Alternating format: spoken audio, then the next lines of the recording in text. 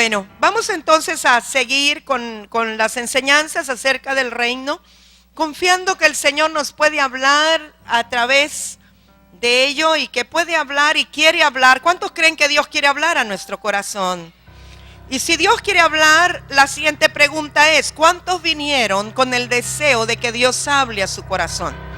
Ok, Dios quiere hablar, Dios puede hablar, y si nosotros estamos aquí con el deseo de escuchar y obedecer, tenga la seguridad que Dios va a hablar, ¿sí? Amén. Yo quiero que vaya conmigo, por favor, a Mateo capítulo 6. ¿Sabe? Esta es una escritura muy conocida. Verso 25. Y de pronto no nos gusta mucho que nos hablen de esta palabra, pero le quiero decir, lamentablemente no la podemos borrar de la Biblia. Está allí y está ahí con un propósito. Y queremos ser edificados esta mañana y que Dios nos hable fuertemente a nuestro corazón, ¿verdad que sí? Donde quiera que usted va, pregunta, habla, la gente le habla de crisis. La gente le habla de devaluación. Tengo un hijo ministerial en otro país que cada vez que lo llamo me dice, mami, está bajando el euro. Y yo le digo, pues que no baje porque yo tengo unos ahí guardados. Le digo, mejor que suba. Y me dice, yo no compro ahorita el boleto hasta que baje más. Me dice, porque es un boleto a Europa, ¿verdad? Y usted oye que todo el mundo habla que si esto sube, que si lo otro baja, que si cuánto cuesta, que si no cuesta. Y yo pienso que Dios está sentado muy tranquilo y a Él le tiene sin cuidado que suba o que baje. Porque lo que es de Él no se devalúa. Siempre está ahí. Amén, ¿verdad que sí? ¿Y cuántos saben que si Dios determinó suplirle a usted para algo, vamos a decir que Dios ya determinó que le va a regalar un carro? Y Dios dijo que el carro tiene que ser, ¿cómo lo quiere, pastora Rosita, el carro? Una camioneta que quepa toda la familia con full Mickey, ¿verdad, Rosy? Que pueda subir, que pueda bajar. Bueno, y si Dios determinó, ¿crea usted que a Dios le puede estorbar que suba o que baje el precio de la moneda para dárselo? ¿Verdad que no? Para Él es lo mismo. Cuando dependemos de que viene de Él. Entonces yo quiero que leamos esta escritura, Mateo 6, 25 al 34. Va a leer bastante, pero es necesario para que veamos el contexto. Por tanto os digo, no os afanéis por vuestra vida, ¿qué habéis de comer o qué habéis de beber? Ni por vuestro cuerpo, ¿qué habéis de vestir? ¿No es la vida más que el alimento y el cuerpo más que el vestido?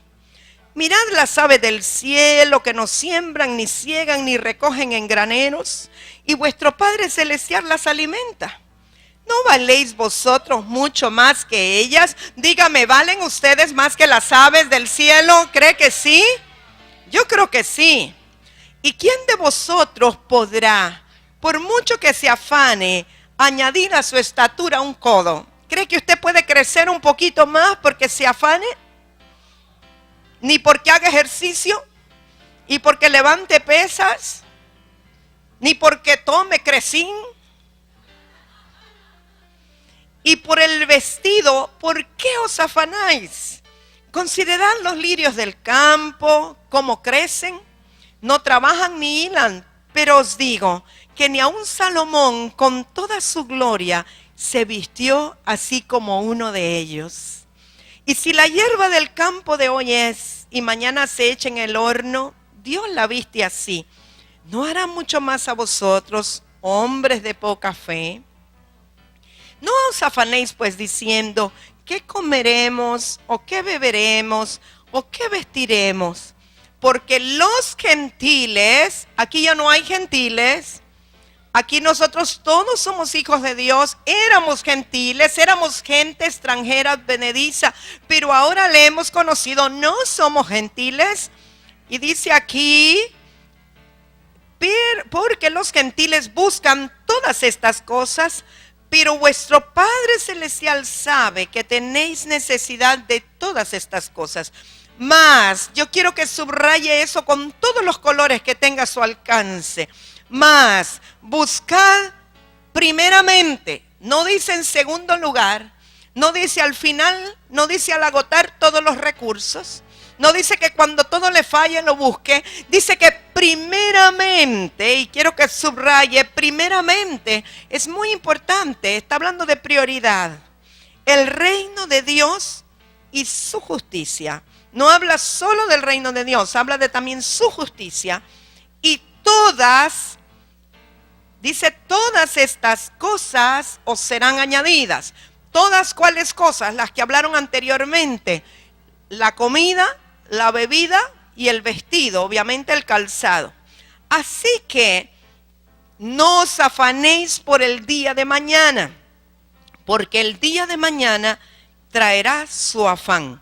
Basta a cada día su propio mal.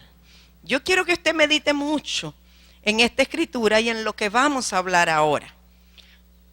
En resumen, lo que nos está diciendo es, no nos afanemos, busquemos en primer lugar el reino de Dios y su justicia, porque todas las cosas básicas nos van a ser añadidas. Está hablando de cosas básicas, de comida, de bebida y de vestido, ¿verdad? Eso es lo que dice esta escritura, que nos va a ser añadido cuando nosotros buscamos el reino de Dios. Entonces, vamos a tener que ver qué significa buscar el reino de Dios y su justicia. Yo puse aquí también ese verso en particular, Mateo 6:33. Busqué otra versión, la versión popular de la Biblia de estudio, o hay un Nuevo Testamento también de la versión popular Biblia de estudio. Y fíjese cómo no le dice en esta versión. Por lo tanto, pongan toda su atención al reino de los cielos y en hacer lo que es justo ante Dios, y recibirán también todas estas cosas. Me llama mucho la atención eso que dice hacer lo que es justo ante Dios. ¿Sabe que muchas veces lo que para nosotros es justo, para Dios no lo es? ¿Sabe que nuestra propia justicia son trapos de inmundicia delante del Señor? Benjamín, sería bueno que ocuparas la primera fila porque tú dices que quieres cambios en tu vida. Y para que nada te distraiga, yo te invito a pasar a la primera fila como líder del Señor, como campeón del Señor, ¿verdad? Vente para acá, por favor. Entonces, amados míos, ¿qué significa hacer lo que es justo ante Dios? No sé si usted ha meditado que cuando en capítulo 3 de Mateo, cuando el Señor Jesucristo iba a ser bautizado por Juan el Bautista, Juan se siente incómodo y le dice, no puede ser, yo no soy digno, tú eres mayor que yo, ni siquiera me atrevo a desatar la correa de tu calzado, ¿cómo voy a bautizarte yo? ¿Y qué le dice el Señor Jesús? Déjalo así, no te preocupes de eso por ahora. Lo que importa ahora es que hagamos todo lo que es justo delante de Dios. En otras versiones dice, lo haremos para hacer justicia.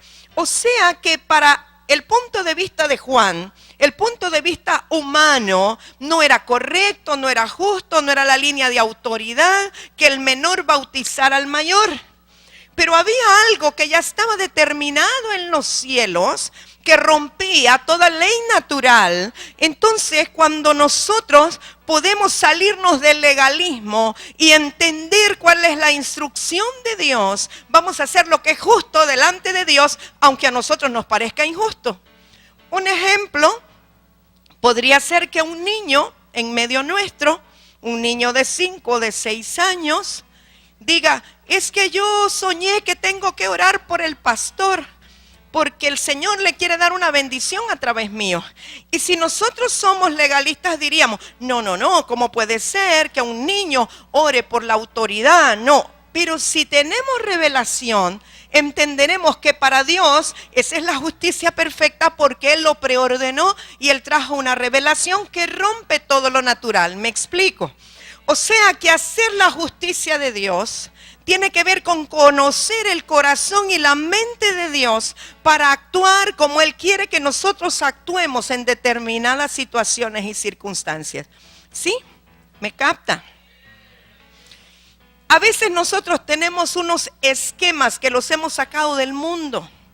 Esquemas administrativos, esquemas naturales, sacados de las estructuras, a veces denominacionales, legalistas, naturales, pero que no son espirituales. Pero Dios tiene en su corazón una manera espiritual de hacer las cosas, que por eso necesitamos estar conectados al corazón de Dios para poder hacer la justicia de Dios en la tierra. Jesucristo hizo cosas que a los fariseos le parecían injustas. Ellos se molestaban porque Jesús estaba sanando en el día de reposo. Para los fariseos, santificar el día de reposo significaba y todavía significa que no pueden hacer ningún esfuerzo humano, no pueden hacer ningún movimiento, no pueden ni tocar el botón del elevador, no pueden encender el fuego, no hacen nada. Pero Jesús es el cumplimiento de la ley y Él vino y sanó en el día de reposo y le dijo al paralítico: toma tu lecho y anda. Y para todos era incorrecto, era injusto, estaba quebrantando la ley. Pero para Jesús era cumplir toda justicia porque el Padre le había dicho que lo hiciera. ¿Sí? ¿Me captan? Eso es muy importante que entendamos lo que significa hacer la justicia de Dios en la tierra. Mateo 5:10, que nos habla, es parte del Sermón del Monte, lo que muchos llaman bienaventuranzas. No me gusta la palabra bienaventuranzas porque tiene que ver con la diosa Ventura o con la diosa Fortuna. Es una mala traducción de Reina Valera. Digámoslo, el Sermón del Monte, Mateo 5:10 dice: dichosos los perseguidos por hacer lo que es justo, porque de ellos es el reino de los cielos. Ahora, cuando Jesús está dando este sermón, Él está hablando de sí mismo. Él está hablando de que Él será perseguido y está siendo perseguido y será perseguido. Esto apenas es en el capítulo 5 de Mateo, está comenzando su ministerio, pero Él se está anticipando a decir que Él va a ser perseguido por hacer la obra de Dios y lo que es justo para Dios, pero que para los hombres va a ser injusto y lo van a perseguir hasta el punto de llevarlo a la cruz por hacer algo que ellos consideran incorrecto, pero Él vino para hacer la justicia de Dios en la tierra. Entonces necesitamos estar conectados a la justicia de Dios y no a la justicia de los hombres.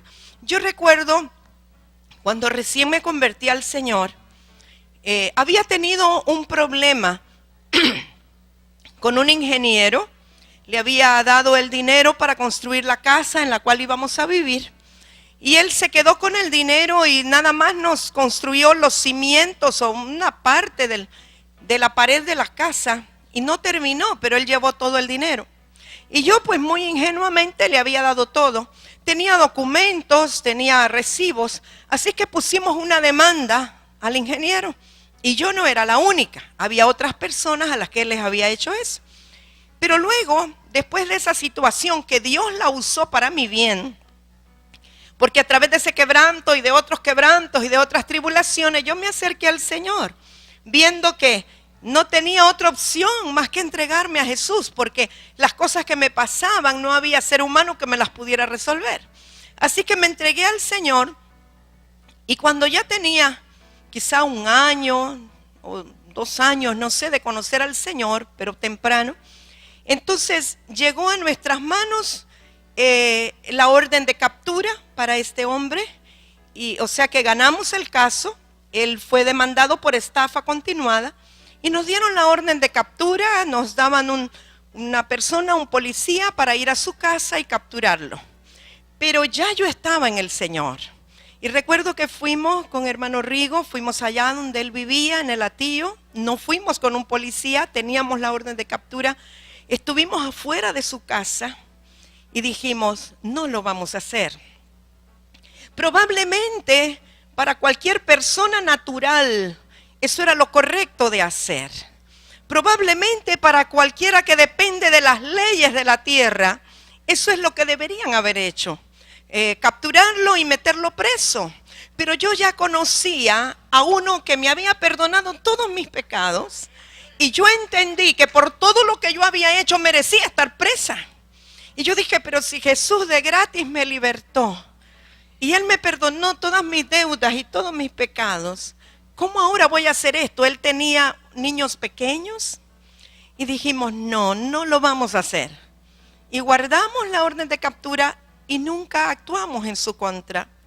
¿Sabe? Después pasaron otras cosas que no viene al caso, pero ¿qué es lo que quiero decirle?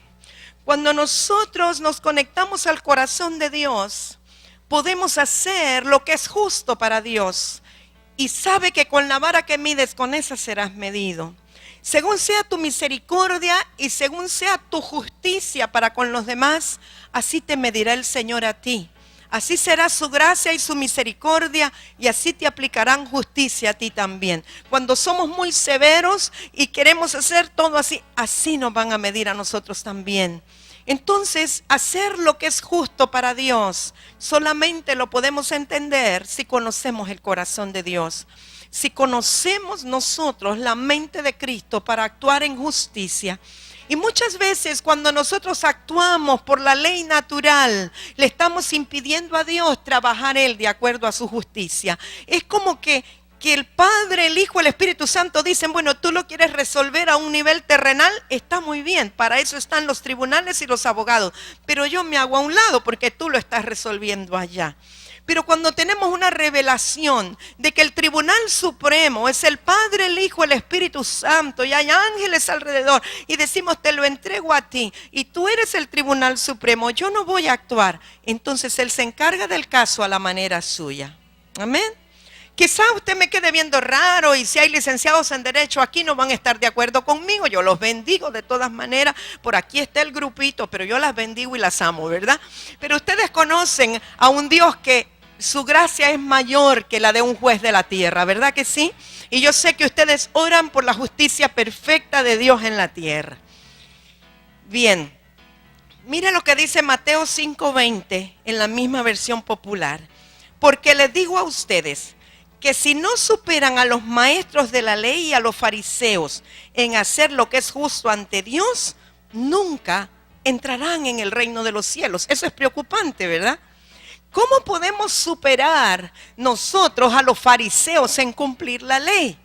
Entrando a la dimensión de la gracia en el Señor, conectándonos con el corazón de Dios, porque superar la ley no quiere decir que usted va a ser más yuca que el más yuca, no. Lo que quiere decir es que usted entiende que no puede cumplir la ley, sino que solo Jesucristo la cumplió y Él en usted le va a dirigir para que usted haga justicia en la tierra como es la justicia de Dios, ¿sí? Porque algunos dicen, no, es que aquí dice hay que cumplir la ley, que no pase ni una tilde, ni una... Y entonces creemos que la cosa es así. No. Ser mejores y superar a los fariseos es más bien entrar en esa dimensión de la gracia del Señor para hacer lo que Él dice cuando Él dice y como Él dice. Entonces, esto tiene que ver con la justicia, porque como dice, buscad primeramente el reino de Dios y su justicia para entrar, dice, en el reino de los cielos. O sea, si nosotros seguimos siendo fariseos y lo único que queremos es cumplir la ley, no vamos a entrar en el reino. ¿Sabe que hay gente en la iglesia que dicen, no, pero es que yo cumplo todo, así como los fariseos? Yo no sé por qué me pasa esto. Si yo diezmo perfectamente, los dos, mi esposo y yo, trabajamos y los dos diezmamos con lempiras y centavos. De hecho, lo tenemos ya en nuestro presupuesto y lo sacamos con calculadora. Usted está haciendo igual que los fariseos, perdóneme. Esa no es la justicia como para entrar al reino de los cielos. ¿Sabe cuál es la justicia para entrar al reino? Señor, todo es tuyo. Si solo te doy el 10, poquito te estoy dando porque realmente todo es tuyo. Si todo viene de ti, yo no quiero ni contar, quiero darte más. Quiero darte abundantemente. Quiero darte conforme el corazón, que es tu corazón en mí, te pueda dar. Si usted tiene un corazón conforme al corazón de Dios, usted no necesita estar dividiendo entre 10. No sé si me explico, porque el corazón suyo, si es conforme al corazón de Dios, siempre le va a dirigir a dar mucho más. Nunca el corazón de Dios, nunca el Espíritu Santo le va a dirigir a dar menos de 10, siempre le va a dirigir a dar mucho más. O sea que a veces somos tan legalistas, tan fariseos, que lo hacemos hasta, no, mi diezmo son 323.42. ¡Qué dolor! Hay que orar por esos sobres y por esos hermanos. No, es que yo no le quería robar ni un centavito al Señor. ¡Wow! Ni siquiera lo pudo aproximar al decimal, al entero que seguía. Sí me explico, amados. A veces nuestra justicia es tan escasa, no supera la de los fariseos. porque solo estamos dispuestos a dar lo que la ley dice y nos salimos de la dimensión de la gracia. Y nos quedamos solamente con lo de la ley. Ay, pero si no superamos a los de la ley, dice que no entraremos al reino de los cielos. Quiere decir que aún esos diezmos y esas ofrendas tan escasas, tan legalistas y tan justas, no nos abren las puertas del reino. Por eso algunos dicen, yo no sé por qué me pasa esto si yo diezmo y ofrendo. ¿Cómo lo haces? Lo que importa no es que lo haces, sino con qué corazón lo haces. Lo haces como para adorar al Rey. Lo haces para agradarlo, para que suba como incienso de olor grato. ¿Cómo lo haces? No es que lo hagas y que la contabilidad de la iglesia sepa. No es el hecho, están diezmando, no están. Sí, aquí está la lista de los que están diezmando. No es ese el problema. El asunto es el corazón, ¿sabe? El Espíritu Santo no está viendo ni siquiera la cantidad del cheque, ni del efectivo. El Espíritu Santo está viendo el corazón derramado con que tú le das a Él. Porque entiendes que Él es dueño de todo y que todo es de Él. Amén. ¿Sí? Ay, amados, necesitamos un cambio de corazón. Necesitamos un cambio de corazón.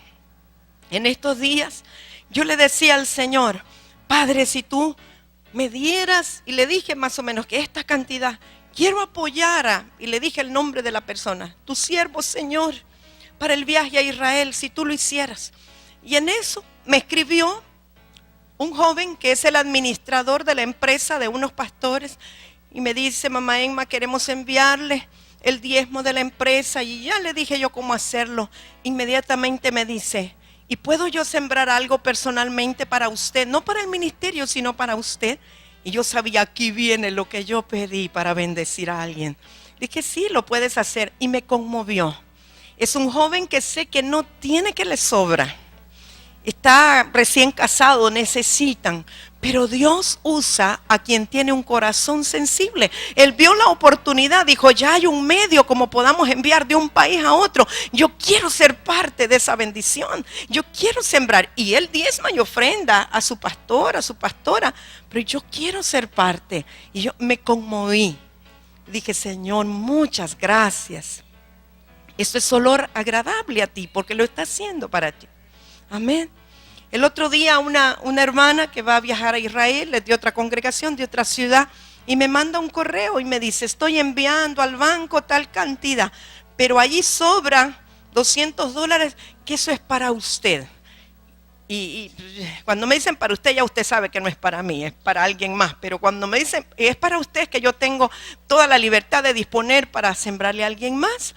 Y esta persona me dijo, ella es hermana de la pastora, sus padres son los apóstoles, pero me dice, amada, es que no puedo, es irresistible, porque usted es una tierra demasiado fértil para sembrar. Y yo, qué bendición, ¿verdad? Qué bueno que alguien pueda tener ese desprendimiento más allá de la ley, porque ella está cumpliendo, ¿verdad? Esto es más allá. Más allá.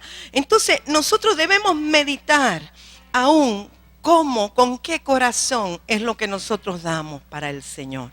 ¿Cómo lo hacemos? ¿En qué actitud? Para que podamos superar lo que hacen los de la ley. No estamos bajo la ley. Estamos en un ambiente de gracia. No para decir, no, yo ya no estoy bajo la ley, por eso no diezmo. Está bien que usted diga, no estamos bajo la ley, por eso no diezmo, doy el 50%, ¿verdad? Eso sería gracia. No es que por eso no doy nada, sino que por eso doy mucho más. Amén. ¿Qué es? Dice que por nada estemos afanosos. Dice que no nos afanemos por el día de mañana. Que Dios va a tener en cuenta nuestra necesidad porque Él la conoce aún antes de que la hablemos.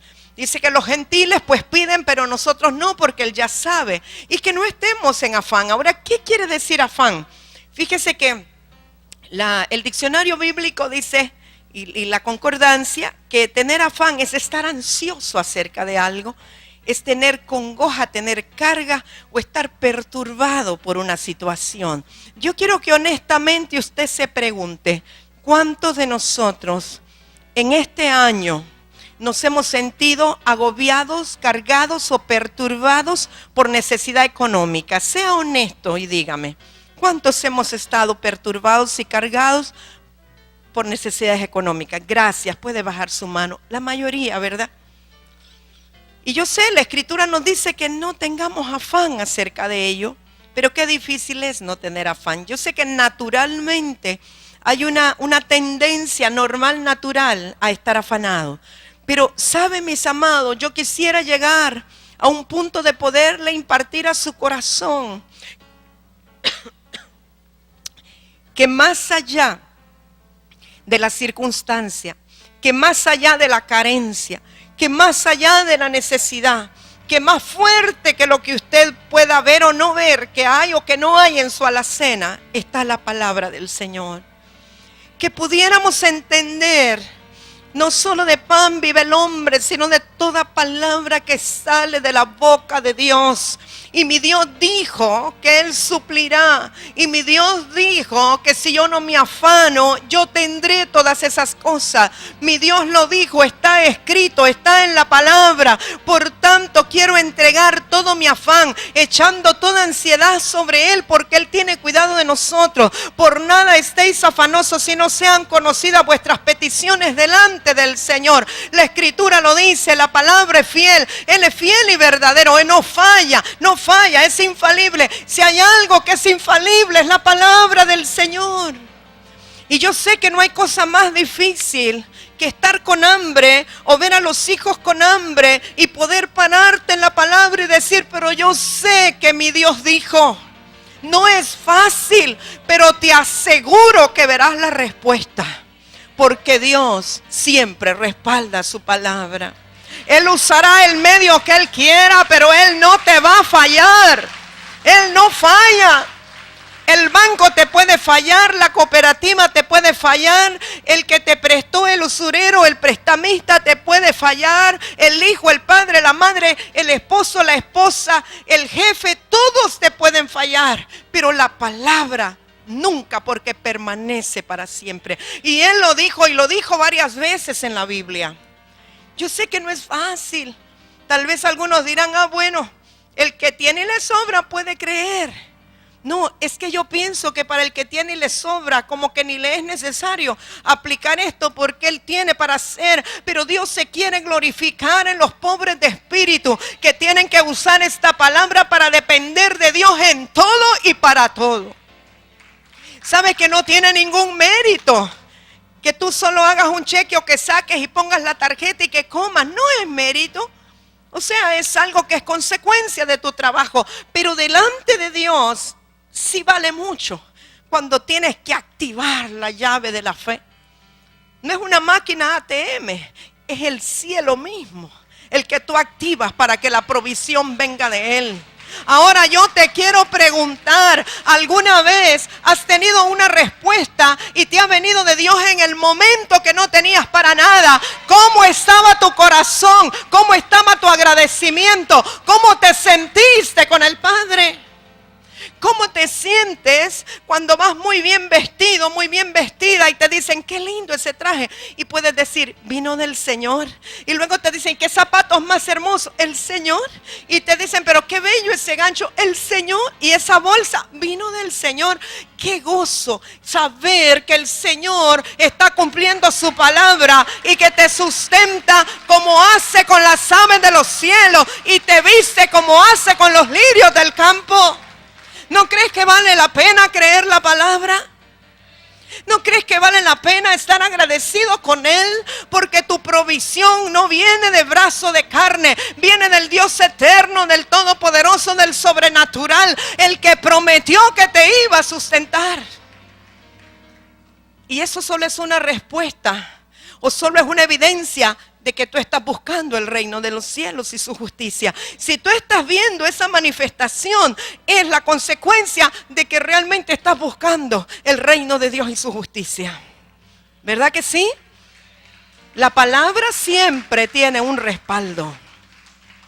Qué difícil se nos hace, pero para Dios es tan sencillo, porque ese es su ámbito, esa es su naturaleza. Esa era la naturaleza antes de que el hombre pecara. No tenían que trabajar para tener dinero porque no había dinero. Lo que hacían era que alargaban la mano y tenían todo lo que necesitaban. ¿No creen que esa es una dimensión de gloria? Y que Dios lo que quiere es restaurar los medios naturales y humanos del hombre. Y que podamos llegar al punto de creer y confiar que Él nos llamó y Él nos sustenta. El salmista dice en Salmos 39:6, ciertamente como una sombra es el hombre, ciertamente en vano se afana. Oiga bien, amontona riqueza y no sabe quién las recogerá. Muchas veces hay personas que están solamente amontonando, guardando, pensando un día, algún día, por si hace falta, por si el día de mañana. Y no sabe qué va a pasar. El mañana solo Dios lo conoce. Y de pronto nunca le dijo a nadie dónde tenía escondido el dinero, porque es de esa gente que no lo amontona en el banco. O si lo amontona en el banco, nadie más puede firmar. Y él es su propio beneficiario, porque tiene temor de todos. Y a lo mejor amontona y no sabe para quién. Yo siempre recuerdo un hombre que yo conocí en Choluteca. Él era de Nicaragua.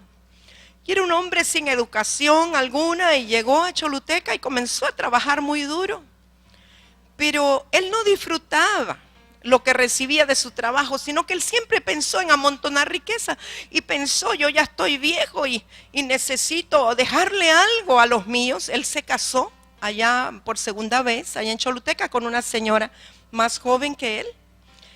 Y este hombre, amados, ni siquiera permitía que en su casa se compraran vasos, porque pensaba que era mucho gasto. Entonces, en las latas de avena Quaker, sí las conocen, ¿no? De Osmil, se comían en los mil y guardaban las latas y esos eran los vasos que ocupaban. Imagínense, se herían la boca y todo. Y no le estoy exagerando, lo vi, los conozco. Sus nietas eran mis compañeras. Y entonces así tomaban todos en vasos de Osmil. Todo era una lipidia. Fíjese que él nunca se compraba un refresco. Porque decían, no, ¿cómo voy a gastar? En ese tiempo eran 20 centavos, después 50 centavos. Pero él tenía una alcancía, tenía un chanchito ahí. Y entonces cuando tenía ganas de tomarse un refresco, agarraba la lata de Osmil, se servía un vaso de agua, agarraba los 50 centavos, los metía en la alcancía, se tomaba el agua y decía, ya me tomé el fresco. Pero los 50 centavos los metía en la alcancía. Y no le exagero. Y amontonó y amontonó. Pero un día ese hombre murió del corazón y la heredera era la esposa. Y se acercó un hombre vividor a la viuda, media joven, media guapa, pero con plata. Y amados míos, en 2 meses se despeluznó toda la herencia, todo lo que el hombre amontonó, se lo llevó este hombre. Entonces a veces se amontonan riquezas y no se sabe para quién. Dios no quiere que tengamos los ojos puestos en las riquezas. ¿Sabe que a veces los padres dicen, es que yo estoy trabajando para darle una herencia a mi hijo? Yo te digo, la mejor herencia que le puedes dejar es el temor a Jehová. Y la mejor herencia que le puedes dejar es orar para que sus pies sean alineados en el destino con que fue creado. No estoy en contra que les dejes dinero, pero mi experiencia, mis hermanos por lo menos, mi padre y mi madre trabajaron toda su vida para dejarle a sus hijos. Y a mi hermano le heredaron en vida, pero él ya vendió todas las propiedades y ya no tiene dinero. Y ellos se privaron de algunas comodidades por dejarle a sus hijos. Y muchas veces los padres están atesorando y quizás lo que hacen es limitar el destino de los hijos. Porque hay quienes dicen, es que esta empresa es para mis hijos, es que yo hice esta empresa para mis hijos. Y el hijo ni por cerca quiere esta carrera. El hijo no está en el propósito de Dios para que se encierre detrás de un escritorio porque él lo quiere enviar a las naciones, pero le frustran el destino al muchacho porque ya tiene una empresa y ni modo, se tiene que poner detrás del escritorio para echar penca allí, para seguir haciendo pisto cuando el destino profético era otro. Padres, por favor, preguntemos a Dios, ¿cuál es la herencia para nuestros hijos? A veces les compramos un terreno para que hagan su casa y el destino de Dios no es que vivan ahí, sino que en otro lugar. Y yo lo veo con mi vida.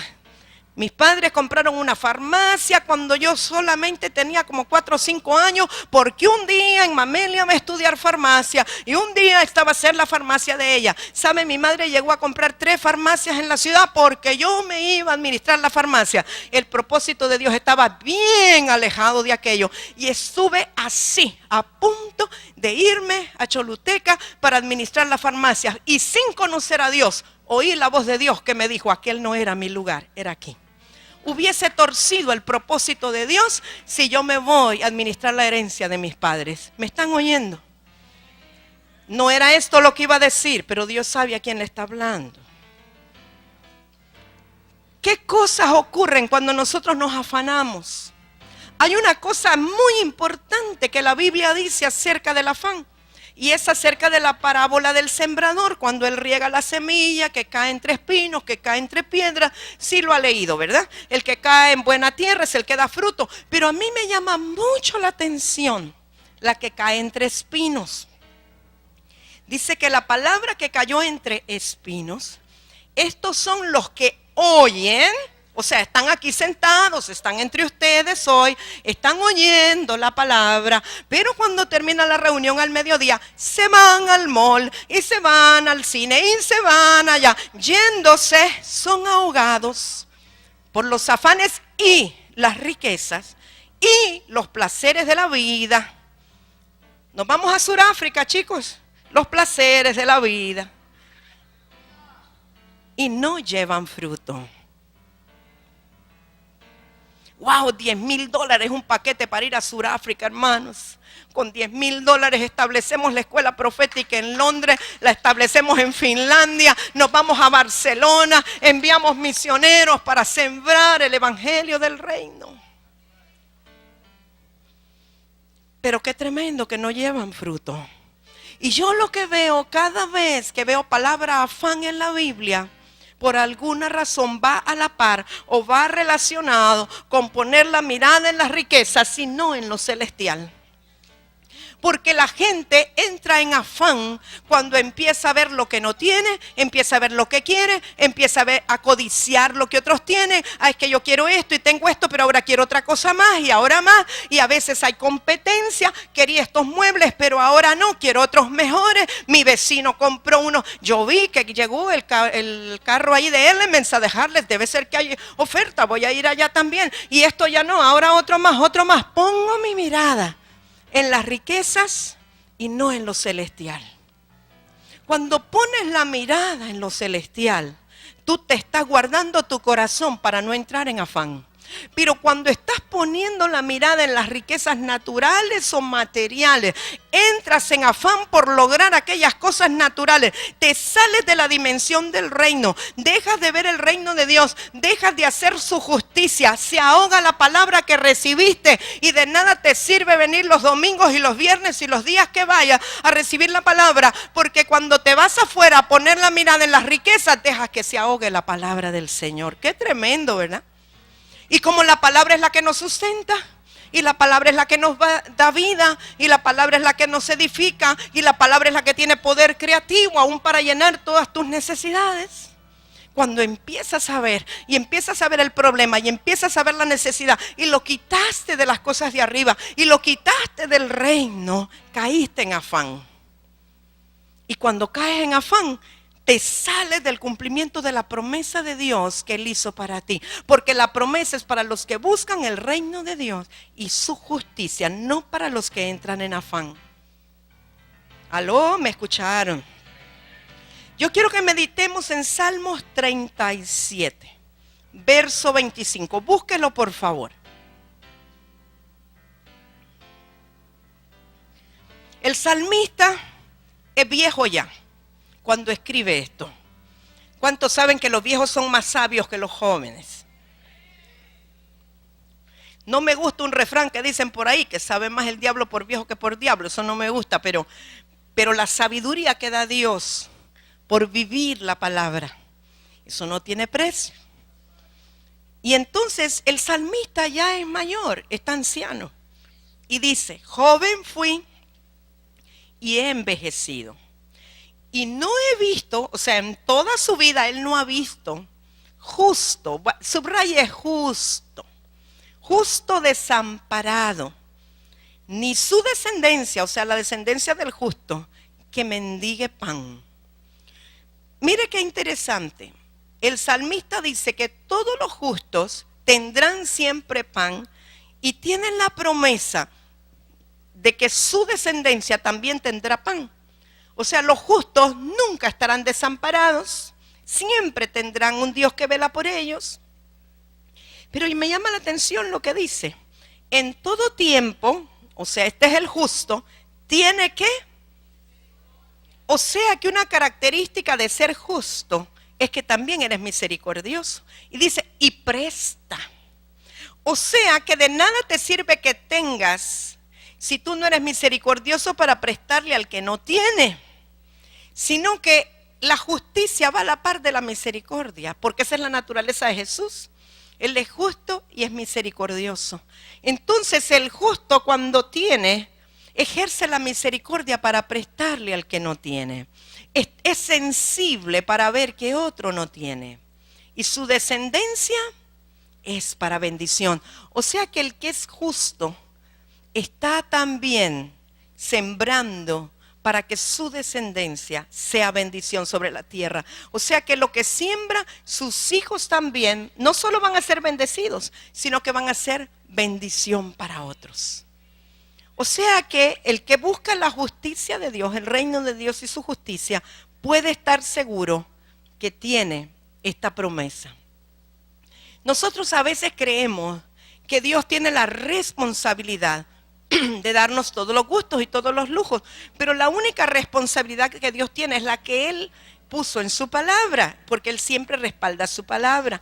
Y eso es lo que dice, que el justo nunca estará desamparado, ni su descendencia mendigará pan. Pero no dice que le va a dar una casa de 3 pisos, ni que le va a dar 4 carros, ni 3 televisores de plasma, nada de eso. Lo único que dice, que no va a estar desamparado, ni va a mendigar pan. Lo demás son añadiduras de acuerdo a su fe y a su siembra, ¿verdad? Ok. Pero quiero que vea lo que hizo Jacob. Recuerde que Jacob era un usurpador, pero el corazón de Jacob fue transformado, fue cambiado en Israel. Dejó de ser un usurpador para ser un varón justo de Dios. Pero él hizo un pacto con el Señor. En Génesis 28, 18 al 22. Recuerde, ¿verdad?, el pleito que se tenía con Esaú, pero cómo él levantó realmente un altar a Dios y su destino cambió. Mire, dice Génesis 28, 18 al 22. Y se levantó Jacob de mañana y tomó la piedra que había puesto de cabecera. Recuerda, ¿verdad?, que él estaba allí en un lugar que llamó Betel, no tenía dónde recostar su cabeza y puso una piedra. La piedra representa a Cristo, es la roca, ¿verdad?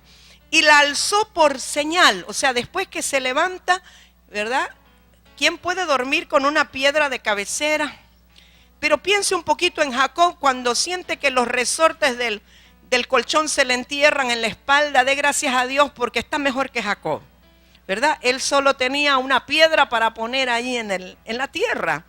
Y cuando se levantó, él quitó la piedra y la levantó por señal y derramó aceite encima de ella. Si usted quiere verlo, es la unción del Espíritu Santo que unge a Cristo. Y llamó el nombre de aquel lugar Betel, aunque Luz era el nombre de la ciudad primero. Y quiero que nos centremos en el voto que hizo Jacob. E hizo Jacob voto diciendo: si fuere Dios conmigo y me guardare en este viaje en que voy, y me diere pan para comer y vestido para vestir, y si volviere en paz a casa de mi padre, Jehová será mi Dios. Y esta piedra que he puesto por señal será casa de Dios. O sea que la puso como piedra angular. Y de todo lo que me dieres, el diezmo apartaré para ti. Jacob está haciendo un voto. Jacob está seguro que Dios le va a dar. Y está diciendo que va a apartar el diezmo. Ahora, fíjese que este incidente de Jacob es antes de la ley. Todavía no está la ley del diezmo.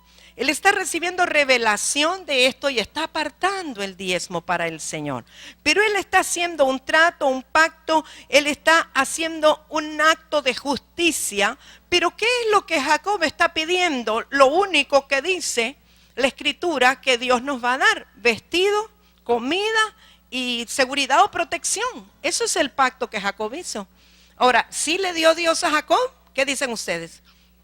Y sí cumplió, yo creo que sí cumplió. Entonces es un pacto, eso es lo mínimo a lo cual Dios se compromete por nosotros. Y lo vemos en Jacob y lo vemos el salmista que lo dice. Pero en el Nuevo Testamento, en el Nuevo Pacto, hay una palabra que para mí es clave. Hace días el Señor me decía que les hablara de la importancia de ser agradecidos. ¿Cuántos lo recuerdan? Y una y otra vez le digo, hay que ser agradecidos. Comience a notar todas las cosas por las cuales usted puede dar gracias al Señor. Y hay hermanos, hermanas que son tan agradecidos en su corazón y algunos hacen notitas de agradecimiento, no como una rutina, no como un formalismo de educación o de etiqueta, sino que uno puede leer que hay una gratitud en el corazón de ellos cuando dan gracias, ¿verdad? O uno puede percibir en el espíritu la gratitud en la persona. Pero la Biblia nos dice una y otra vez que debemos de tener gratitud por lo que tenemos. Eso se llama contentamiento. ¿Qué es contentamiento? Que usted está satisfecho con lo que tiene. No está en ansiedad por lo que no tiene. No está codiciando lo que el otro tiene. Sino que usted desarrolla una actitud de gratitud continua y constante por lo que Dios le ha provisto. Eso se llama contentamiento. ¿Sí? Muchas veces hay personas que tuvieron en su vida, vamos a decir una mujer, que cuando era una muchacha, una jovencita, sus padres tenían recursos financieros y ella se acostumbró a las cosas buenas, caras, de buena marca, pero resulta que se casó y no les fue tan bien y tienen varios hijos y su esposo trabaja duramente, pero el dinero que llega no les da lo suficiente para estar comprando cosas de marca. El que sea de marca no implica necesariamente que son buenas, ¿verdad? Porque hay cosas buenas, aunque la marca no sea conocida, y hay otras que tienen una marca que son chinas y le duran 2 semanas. O sea que una cosa no determina la otra. Pero muchas veces hemos crecido con el estatus, ¿verdad? De que esto, porque es de marca, es bueno. Y, ¿saben? En la familia nuestra se hace una broma. Dicen que el pastor Elías, él es sencillo, él compra las cosas buenas, baratas, no le importa si tienen o no tienen marca. Yo lo sé porque lo conozco y así es. Dice que el hermano Oscar, él compra lo de marca y lo caro. Yo no sé, la hermana Yonita dirá, yo ahora no vivo con él, ¿verdad? Pero mi hija mayor dice que ella compra lo de marca, que parece de marca, pero que es barato. O sea que tenemos de todo en la casa, ¿verdad? Cada uno diferente, pero fíjese que cuando llega la persona que estuvo acostumbrado a este estilo, y entonces en el matrimonio ya no se puede comprar estas cosas para los hijos, a veces entran como en una angustia, en una ansiedad, porque el muchacho los tenis que quiere son marca tal. Ahora no digo Nike, porque hay otros que son más caros que los Nike, ¿verdad? Ni Puma siquiera, hay otros, ¿verdad? No sé cuál será la marca más cara, pero que tienen que ser de estos. Y entonces, para poder darle de esos que el muchacho quiere porque los amigos tienen, habría que dejar de comer una semana o habría que sacrificarse de otras cosas para cumplirle un gusto al muchacho. Y a veces no es ni tanto el muchacho como la mamá del muchacho. Y yo veo mujeres, y ojo mujeres, que esconden el dinero que el esposo le da para la comida y entonces le dan cosas recalentadas, pero porque están guardando para darle el gusto al muchacho de comprarle los tenis caros. Eso no es de Dios. O sea, necesitamos ubicarnos en para qué es la provisión de Dios y necesitamos enseñarles a nuestros hijos cuál es su realidad y que vivan en la realidad que deben de vivir. No podemos pretender vivir de apariencia o vivir en un estatus que no es el que nos corresponde. Tenemos que ubicarnos sin sentir vergüenza de ello, sino que vivir a la forma que Dios quiere y tener contentamiento con ello. Y en la medida que tenemos contentamiento todos en la familia, Dios va a bendecirnos. Pero la bendición vendrá del Señor. Y conozco gente que está pasando unas situaciones muy difíciles y están orando por la provisión de Dios y no tienen que comer. Y un pariente les envió la plata y la plata, en vez de ir al supermercado a comprar, se compraron un vestido de 3,000 lempiras o se compraron zapatos de 2,000 y se quedaron sin comer igual. Porque piensan, no, la responsabilidad de la comida es del marido. Este dinero me lo dieron a mí para mi gusto. Erróneo. Pero Dios quiere que desarrollemos contentamiento con lo que tenemos, hermano. Lo que hay, gracias Señor, porque esto hay. Lo que tenemos, gracias Padre, porque esto tenemos. Cuando nosotros desarrollamos contentamiento y no estamos en afán y no estamos en angustia, Dios puede bendecirnos. Pero Dios no puede bendecir a un corazón ansioso que está queriendo cosas que no son para ese momento. Hebreos 13, 5, 6 dice: sean vuestras costumbres sin avaricia, contentos con lo que tenéis ahora. Porque Él dijo, oiga, con lo que tenéis ahora, o sea que mañana puede mejorar, pero contento con lo de ahora. Porque Él dijo, no te desampararé. Por eso el salmista decía, no he visto justo desamparado, porque Él dijo, no te desampararé ni te dejaré. De manera que podemos decir confiadamente, el Señor es mi ayudador, no temeré lo que me pueda hacer el hombre. Tengo contentamiento porque el Señor es mi ayudador. Él ha dicho que no me desamparará. Amén. Qué bueno decir, esto vino del Señor.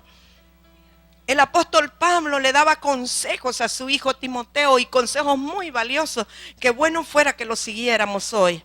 Y en primera de Timoteo capítulo 6, versos 6 al 10 dice: pero gran ganancia es la piedad acompañada de contentamiento. O sea, que de nada le sirve ser muy piadoso si no tiene contentamiento en su corazón. De nada le sirve que ore todas las madrugadas y que venga todas las oraciones convocadas y que muestre piedad si en su corazón hay amargura y en su corazón no hay contentamiento con la situación que tiene. Si está continuamente viendo a ver qué más y está insatisfecho. Y la gente insatisfecha y la gente sin contentamiento es la gente que se enjarana hasta aquí con las tarjetas de crédito y después hasta pueden embargarle su salario porque no estuvo viviendo a la medida de lo que debía y no tuvo contentamiento con lo que Dios le había dado.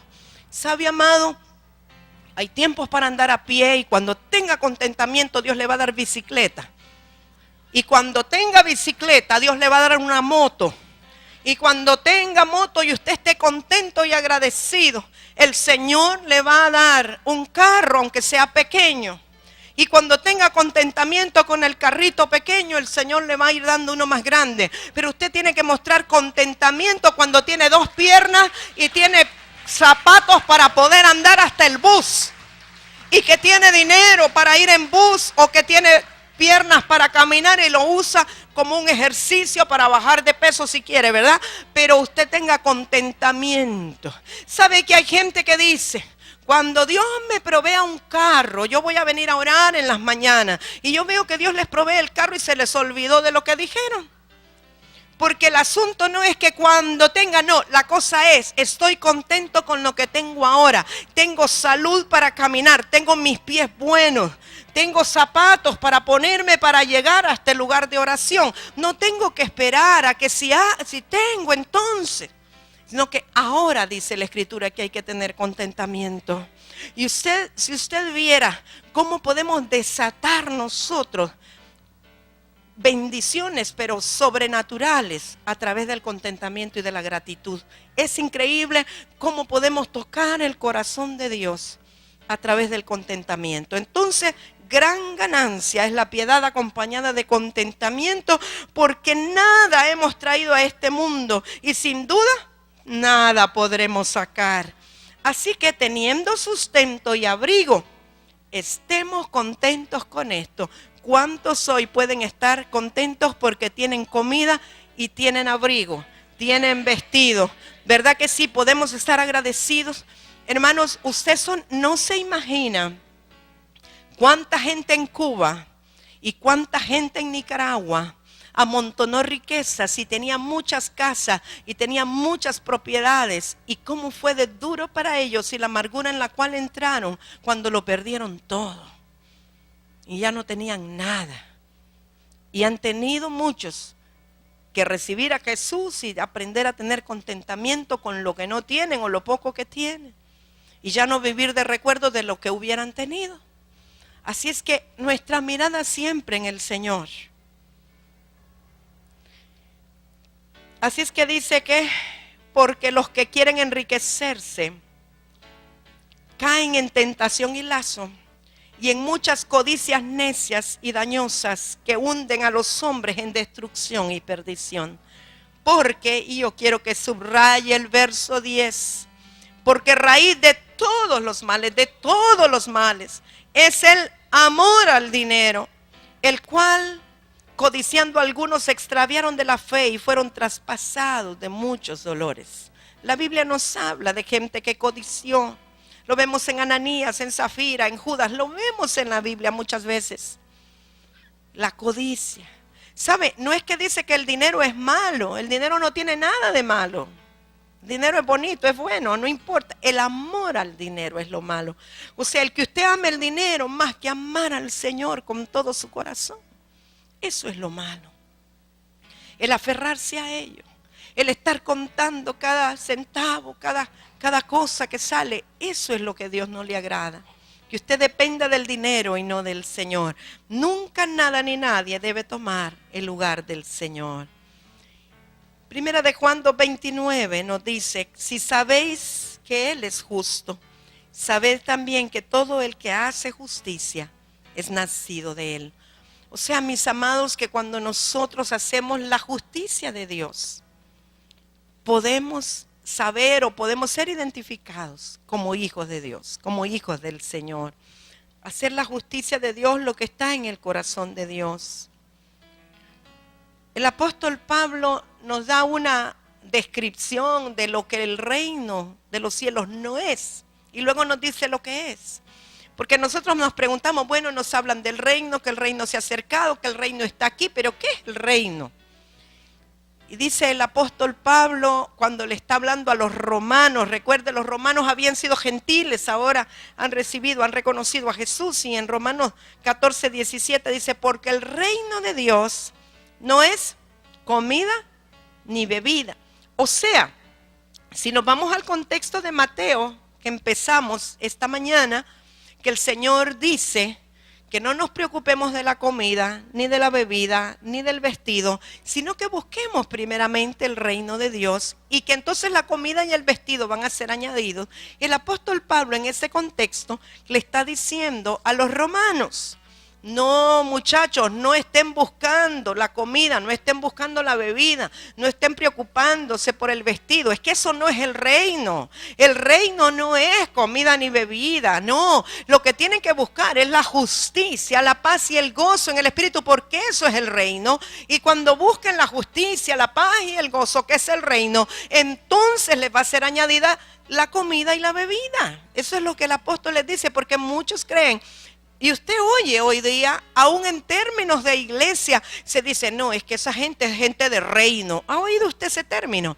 Y usted se pregunta: ¿y qué quieren decir con qué gente de reino? Ah, porque son gente que maneja empresas, son gente que tiene una televisión en su ministerio, tienen radioemisores, gente de reino. En otras palabras, lo que le están diciendo es gente de plata. Han puesto como si fuera un sinónimo tener dinero con ser del reino. Nada que ver. Cuando usted lee la Biblia bajo la dirección del Espíritu Santo, tener dinero no tiene nada que ver con ser del reino. Ser del reino tiene que ver con caminar en el gozo, en la justicia, en la paz, tener el fruto del Espíritu. Ser del reino tiene que ver con que la tiniebla se va donde usted entra. Usted llega a un lugar y los demonios se van. Usted llega a un lugar y los enfermos son sanados. Eso es ser del reino. Y el que es del reino tiene la seguridad en el Rey que le sustenta, y sabe que no se debe preocupar ni de comida, ni de vestido, ni de nada, porque el Dios que lo llamó le suple. Pero hemos malinterpretado. Aún la iglesia ha usado parámetros del mundo para medir el éxito espiritual, cuando Dios no lo ve así. Amados, debemos ser muy cuidadosos. Yo le quiero dar un parámetro que le va a servir para el resto de su vida. Cuando usted vaya a tomar una decisión de lo que vaya a hacer en su vida, no importa si es una decisión sobre su trabajo, una decisión sobre el sustento, una decisión sobre la escuela de los hijos, una decisión, tenga algo muy presente en su corazón. Pregúntese primero: ¿esto es lo que haría Cristo en mi lugar? ¿Esto sería lo que el Señor haría? ¿Le agrada a Dios esto? Y luego, en segundo lugar, porque el Espíritu Santo le va a hablar y va a traer paz a su corazón, pero usted también tiene la Biblia, que es la palabra escrita. Y si lo que usted va a decidir es contrario a algo que Dios ya dijo y está escrito, no lo decida si usted es un hijo del reino. Porque hacer justicia tiene que ver con hacer lo que está en la mente de Dios. Muchas personas en el Señor, no estoy hablando de los del mundo, ellos ignoran, no conocen al Señor. Pero en el Señor, cuando ven la situación apretada económicamente, cuando ven que no está el dinero para suplir tal o cual necesidad, entran en ansiedad, entran en angustia, entran en carga, entran en afán. Y entonces toman decisiones que son contrarias a la Escritura. Y dicen, vaya, una decisión contraria podría ser entrar en un negocio fraudulento, que Dios no quiere que los hijos de Dios entren en eso. Pero otra decisión podría ser que el marido dice, no te preocupes, yo me voy a ir a los Estados Unidos y me dan la visa. Qué bueno que le dieran beca, ¿verdad? Si me dan la visa, me voy a los Estados Unidos, me voy como turista y me consigo un trabajito, me consigo un seguro social falso y así me estoy, no te preocupes, no me voy por mucho tiempo, con un año que te esté mandando dólares y entonces salimos de las deudas. Para empezar, esa decisión es incorrecta. Si el marido se va y la mujer y los hijos se quedan aquí, ya está fuera de la voluntad de Dios. Porque no es el orden de Dios que las familias estén separadas. No es el orden de Dios que las familias estén divididas. Me hablaba una hija de aquí de la casa, la amo mucho, pasamos mucho tiempo juntas hace algún tiempo. Y ella está prácticamente recién casada, pero tiene dos niñitos. Y su esposo se fue embarcado. Y ella me decía, vino a la reunión de mujeres, me dice, madre, oré por mí, ya oré por ella. Y me dice, no sabe qué duro es. Fíjese, me dice que el otro día iba yo con mi niño. Y el niño me dijo, el niño debe tener 3 añitos, creo yo. Y el niño me dijo, mamá, ¿verdad que nosotros somos una familia? Sí, pero sin papá. Entonces, ¿qué vale más? La influencia de un padre en el hogar, la presencia del padre en el hogar. Y yo le dije, pero hija, pero ¿por qué lo hacen si él tenía un trabajo aquí? Ay, no, es que estamos haciendo nuestra casa. Y le digo, mami, mira, va a ser 2 años con el dinero para la casa y otros 2 para los muebles de la casa. Y cuando vengas a acordar, se acostumbraron a vivir separados y tus hijos crecieron sin un padre. Y ellos son hijos de Dios antes que tus hijos. Son responsables de proveerle el orden de Dios a sus hijos. ¿Y por qué? Porque entramos en afán. Porque entramos en angustia. Porque no hacemos lo que dice la Biblia. Buscad primero el reino de Dios y su justicia. Cuando buscamos el reino de Dios y su justicia, la justicia de Dios es que hagamos lo que es del agrado del Señor. Nadie que hace justicia va a hacer algo que va en contra del orden de Dios. Y Dios ama la familia.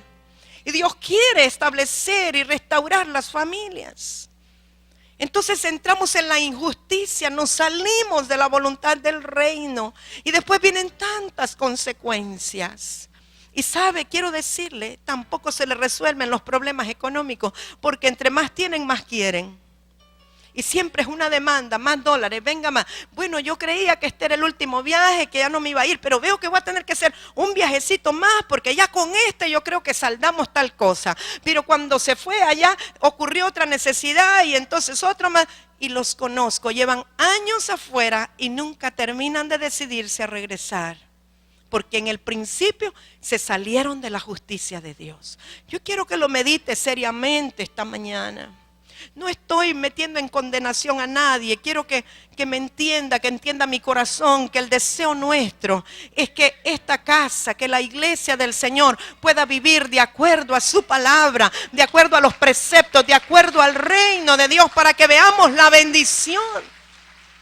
Para que veamos, amados míos, y tengamos un testimonio de que Dios es fiel y cumple su palabra. Yo creo que Dios quiere que nos entremos en el orden suyo. Y entonces, según esto, lo que el apóstol Pablo le dice a los romanos, podemos entender que si justicia, paz y gozo en el Espíritu es parte del fruto, nosotros la justicia del reino la encontramos a través de la dirección, la llenura del Espíritu Santo, porque ese es el fruto del Señor. ¿Por qué no le da un aplauso muy fuerte al Señor? ¿Por qué no se pone en pie y comienza a ovacionar al Señor, al Dios de los cielos y la tierra, al Cristo que es el reino de la gloria, a Cristo que es quien suple, al Señor de señores, al Rey de reyes, al que te dice que lo busques de todo corazón? Dios quiere prosperarte, pero la prosperidad comienza en el interior. La prosperidad comienza en el Espíritu. Y Dios te va a prosperar. Cuando tú seas prosperado en tu alma, entonces tú tendrás salud y serás prosperado en todo. Pero abre tu corazón para que el reino sea establecido.